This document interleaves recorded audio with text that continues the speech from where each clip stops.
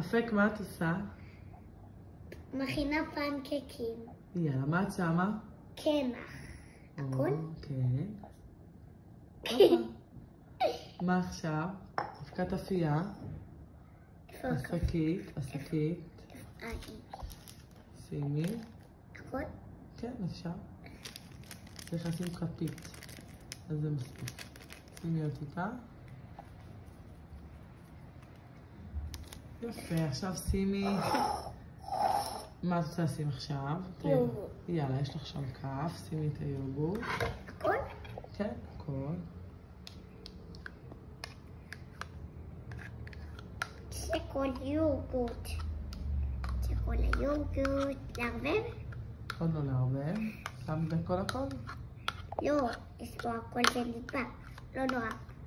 זה לכמות יוד. יואו.